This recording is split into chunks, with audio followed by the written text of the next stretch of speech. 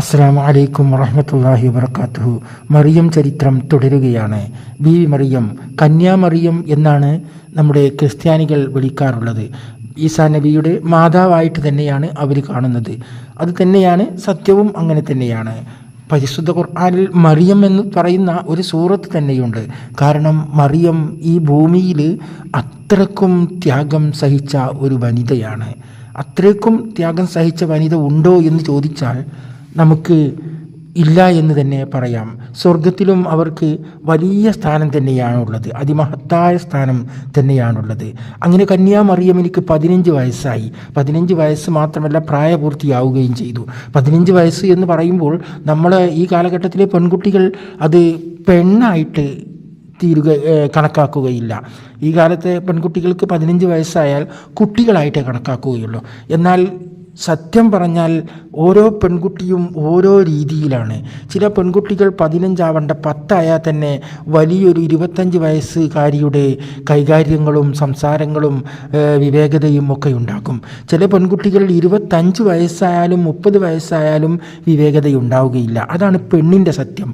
ആണിനേക്കാൾ വളരെ വ്യത്യാസമാണ് പെണ്ണ്. അവളുടെ മനസ്സും അവളുടെ പ്രവൃത്തിയും. ഒരു പെൺകുട്ടി എന്ന് പറയുമ്പോൾ അവൾ ചെറുപ്രായത്തിൽ തന്നെ ഒരു മാതാവിൻ്റെ കൈകാര്യങ്ങൾ കളിയിൽ കാട്ടിത്തരുന്നവളാണ്. അവളുടെ കളികളിലൂടെ, അവളുടെ സംസാരങ്ങളിലൂടെ ഒക്കെ ഒരു മാതാവിൻ്റെ കൈകാര്യങ്ങൾ നമുക്ക് കാണാം. നമ്മൾ സശ്രദ്ധം വീക്ഷിച്ചാൽ കാണാവുന്നതാണ്. ഏതായാലും നമ്മുടെ മറിയമിന് 15 വയസ്സായപ്പോൾ കുട്ടി അവളുടെ ജീവിത രീതികൾ മാറുകയാണ്. ആ ബൈത്തുൽ മുഖദ്ദസിൻ്റെ കിഴക്ക് ഭാഗത്തേക്ക് ഒരു മുറി സൗകര്യം ചെയ്തുകൊണ്ട് അവിടെ ഇരുന്ന് ഇബാദത്തിൽ മുഴുകുകയാണ്. വേറെ ഒരു ചിന്തയുമില്ല, വെറും ഇബാദത്ത് മാത്രം. അങ്ങനെ ആ ഇബാദത്തിൽ തനിച്ചിരിക്കുമ്പോൾ തന്നെ തനിക്ക് വിശപ്പും ദാഹത്തിനൊക്കെ ഉള്ളത് അവിടെ മുന്നിൽ എത്തുന്നുണ്ട്. അതേപോലെ അങ്ങനെ തുടർന്നു കൊണ്ടിരിക്കുകയാണ്. പെട്ടെന്നൊരു ദിവസമാണത് സംഭവിച്ചത്. ബീവിയുടെ മുന്നിലേക്ക് അതാ ഒരു പുരുഷൻ പ്രത്യക്ഷപ്പെടുന്നു. ബീവി പെട്ടെന്ന് സ്തബ്ധയായിപ്പോയി. തൻ്റെ ഇബാദത്തുകളൊക്കെ മുറിഞ്ഞി.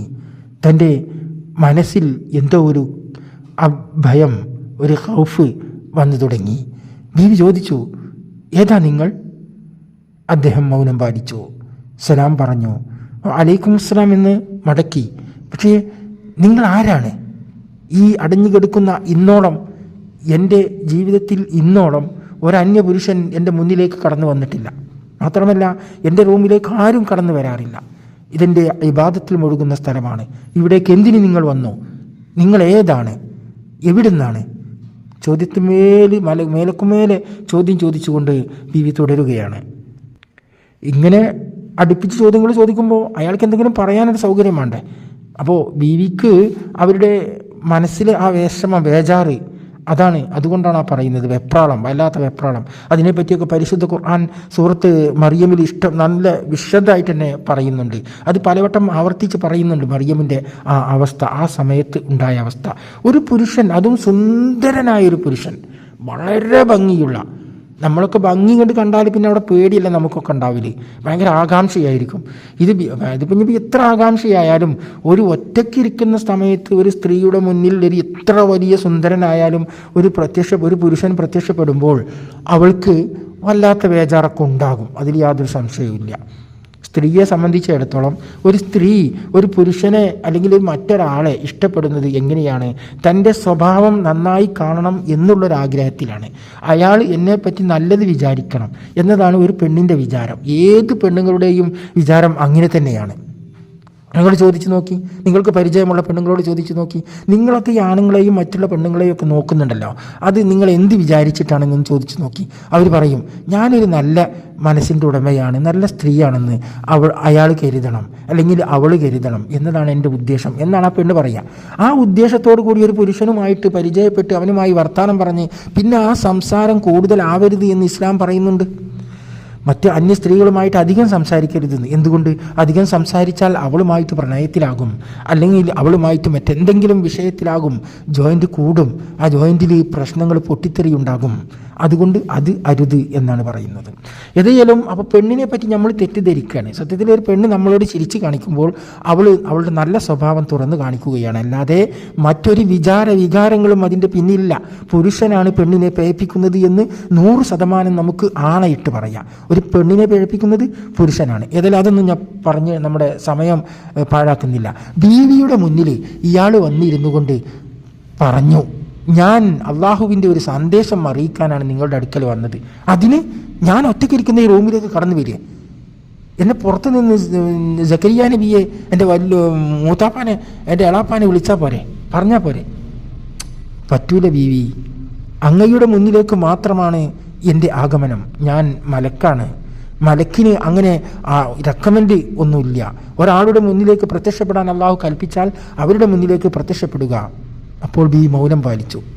പിന്നെ ഞാൻ എന്തിനാ വന്നതെന്ന് നിങ്ങൾക്കറിയാമോ? നിങ്ങൾക്കൊരു പുത്രൻ ജനിക്കാൻ പോകുന്നു. പുത്രനോ? നിങ്ങൾ എന്താണ് ഈ പറയുന്നത്? അന്തമില്ലാത്ത വാക്കുകൾ പറയുന്നു. നിങ്ങൾക്ക് മനുഷ്യരെ പറ്റി വല്ലതും അറിയോ? നിങ്ങൾ മലക്കായിരിക്കും, പക്ഷേ മനുഷ്യരെ പറ്റി നിങ്ങൾക്ക് എന്തറിയാം? ഒരു പുത്രൻ ജനിക്കാൻ പോകുന്നു. ഇവിടെ ഏത് പുത്രനാ? ഒരു ഭർത്താവില്ലാതെ ഏത് ആൾക്കാണ് ജനിച്ചിരിക്കുന്നത്? ഒരാണും പെണ്ണുമില്ലാതെ. അത് നിങ്ങൾ പറയരുത്. അള്ളാഹുവാണ് എന്നെ അയച്ചത്. അള്ളാഹുവിൻ്റെ തീരുമാനമാണ് നിങ്ങൾക്ക് ഒരു പുത്രൻ, പിതാവില്ലാതെ നിങ്ങൾക്കൊരു പുത്രൻ ഉണ്ടാകുമെന്ന്. ബീവി സങ്കടത്തിലായി.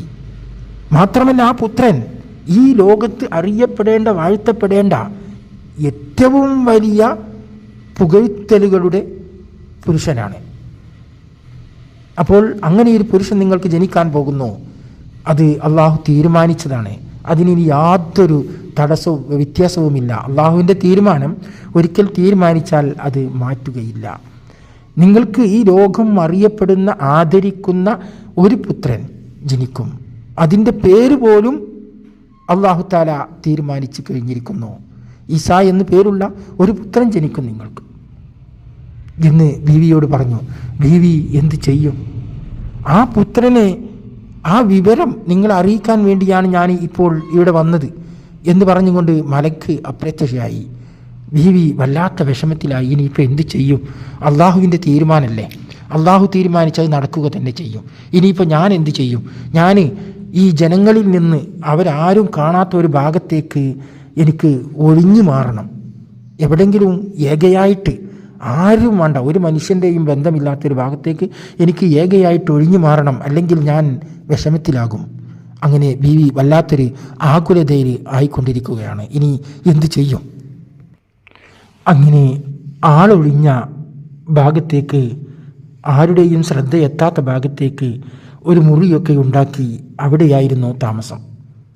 പിന്നീട് മാത്രമല്ല, കുളിക്കാൻ നദിയുടെ ഒരു ഭാഗത്ത് ഒരു കുളിപ്പരയുണ്ടാക്കിയിരിക്കുന്നു. അവിടെയാണ് സാധാരണ പോയിട്ട് കുളിക്കാറുള്ളത്. പതിവ് പോലെ അടുത്ത ദിവസം ആ കുളക്കടവിലേക്ക് ബീവി ചെല്ലുകയാണ്. അവിടെ ചെന്ന് കുളിക്കാനുള്ള ഒരുക്കങ്ങളൊക്കെ തയ്യാറായി. എല്ലാം പരിശോധിച്ചു. ആരും എവിടെയും ഇല്ല. ആരും ഒളിഞ്ഞു നോക്കുകയോ എത്തി നോക്കാൻ സാധ്യതയോ പെട്ടെന്ന് കയറി വരാൻ ഒന്നുമില്ല. ബീവി കുളിക്കാൻ തയ്യാറായി നിൽക്കുകയാണ്. അങ്ങനെ വസ്ത്രങ്ങളൊക്കെ മാറ്റി പെട്ടെന്നതാ അവിടെ ഒരു പുരുഷൻ പ്രത്യക്ഷപ്പെടുന്നു. അന്ന് റൂമിൽ വെച്ച് കണ്ട അതേ പുരുഷൻ. അവർ പറഞ്ഞു, നിങ്ങളെന്താണ് ഇവിടെ? ഞാൻ കുളിക്കുന്ന സ്ഥലമല്ലേ? പിന്നെ മലക്കിനെ സംബന്ധിച്ചിടത്തോളം കുളിക്കുന്ന സ്ഥലം, ഭക്ഷണം, ഇതൊന്നും ഇല്ലല്ലോ അവർക്ക്. അപ്പോൾ പിന്നെ നമ്മൾ ഏത് സമയത്തും നമ്മുടെ കൂടെ മലക്കുകൾ ഉണ്ടല്ലോ, അതാണെന്നുള്ളത് ബീവിക്ക് അപ്പോൾ ഓർമ്മ കിട്ടുന്നില്ല. പക്ഷെ മനുഷ്യൻ്റെ രൂപം പ്രാപിച്ചു കഴിഞ്ഞാൽ മനുഷ്യനായിട്ടല്ലേ നമ്മൾ കണക്കാക്കുക. ബീവി ആ വന്ന ആളോട് ചോദിച്ചു, നിങ്ങൾ ആരാണ്? നിങ്ങൾ രണ്ടാമത്തെ പ്രാവശ്യമാണ് ഇപ്പോൾ എൻ്റെ അടുത്ത് വരുന്നത്. ഞാൻ ജിബിരിയിലാണ്. അന്ന് നിൻ്റെ അടുത്ത് വന്നതും വിവരം അറിയിച്ചതൊക്കെ ഞാൻ തന്നെയാണ്. ഇപ്പോൾ ജിബിരിയിലാണ് ഞാൻ വന്നിരിക്കുന്നത് ആ വന്ന കാര്യം നിറവേറ്റുവാൻ വേണ്ടിയാണ്. എന്ന് വെച്ചാൽ അത് ആ കുഞ്ഞിനെ നിനക്ക് തരുവാൻ വേണ്ടിയാണ് എന്ന് പറഞ്ഞുകൊണ്ട് ഒരൊറ്റ ഊത്താണ് ഊതിയത്. ബീവിയുടെ മാറിടത്തിലേക്ക് ജിബ്രീൽ അലൈഹിസ്സലാം ഒരു ഊത്ത് ഊതി. വായ കൊണ്ടേ, മനുഷ്യൻ്റെ രൂപമല്ലേ, അപ്പം ഞാൻ മനുഷ്യൻ്റെ രൂപമാകുമ്പോൾ ഒരൊറ്റ ഊത്താണ്ട് ഊതി. അതന്നെ മലക്ക് അപ്രത്യക്ഷയാവുകയും ചെയ്തു. ബീവി എങ്ങനെയൊക്കെയോ കുളിച്ചു. പിന്നെ ആരും വന്നിട്ടില്ല, സമാധാനം തന്നെ, വേറെ ആരും അങ്ങോട്ട് കയറി വരുന്നില്ല. പക്ഷേ ബീവിക്ക് ഉറപ്പായി, എൻ്റെ കാര്യം കട്ടപ്പുകയായിരിക്കുന്നു, എൻ്റെ കാര്യം ആകെ എനിക്കൊരു വലിയ ഭാരം അള്ളാഹു താല നൽകിയിട്ടുണ്ട്. പക്ഷേ അള്ളാഹുവിൻ്റെ കൽപ്പനയല്ലേ, ഞാനത് ഏറ്റെടുക്കണം. പുരുഷന്മാരായ മനുഷ്യരിൽ നിന്ന് അള്ളാഹു താല പ്രവാചകന്മാരെ അയക്കുകയും അവർക്ക് വലിയ വലിയ ഭാരങ്ങൾ നിറഞ്ഞ വലിയ കാടന്മാരായ ക്രൂരന്മാരായ മനുഷ്യരുടെ ഇടയിൽ പ്രബോധനം നടത്തുവാൻ ഉള്ള ബാധ്യത കൊടുത്തപ്പോൾ ലോകത്തേക്ക് തന്നെ ഒരു പ്രവാചക പുരുഷനെ യാത്രയാക്കാൻ അള്ളാഹു ബാധ്യത കൊടുത്തു മറിയമിന്. ഇവിടെ മനുഷ്യരെല്ലാവരും അള്ളാഹുവിൻ്റെ ഓരോരോ കൽപ്പനകൾ നിയന്ത്രിച്ചു കൊണ്ട് പോകുന്നവരാണ്, ഓരോരോ കൽപ്പനകൾ എടുത്തുകൊണ്ട് പോകുന്നവരാണ്. അള്ളാഹു നൽകിയ അത് അനുസരിച്ചു കൊണ്ട് ആയിരിക്കണം നമ്മുടെ ജീവിതം. ഏതായാലും ബീവി ക്ഷമിച്ചു, അല്ലാതെ എന്ത് ചെയ്യാൻ ഒരു പാകവുമില്ല. തനിക്ക് ഇതാ ഗർഭമാവാനുള്ള ഓർഡർ ആയിരിക്കുന്നു. അങ്ങനെ ജിബ്രീൽ ഒരു ഊതിക്കൊണ്ട് ജിബ്രീൽ പോയി. ബീവി കുളക്കടവിൽ നിന്ന് കുളിയൊക്കെ കഴിഞ്ഞ് അങ്ങനെ കയറി തൻ്റെ റൂമിലേക്ക് പോവുകയാണ്. ഇൻഷാ അല്ലാഹ് നമുക്ക് ഇതിൻ്റെ ബാക്കി അടുത്ത എപ്പിസോഡിൽ നിങ്ങൾക്ക് കേൾക്കാവുന്നതാണ്. ഷെയർ ചെയ്യുക, സബ്സ്ക്രൈബ് ചെയ്യുക. നിങ്ങൾ അഭിപ്രായങ്ങൾ എന്തെങ്കിലുമൊക്കെ ഉണ്ടെങ്കിൽ കമൻറ്റ് ബോക്സിൽ എഴുതാൻ മടിക്കരുത് എന്ന് പ്രത്യേകം പറയുന്നു. ഇൻഷാ അല്ലാഹ്.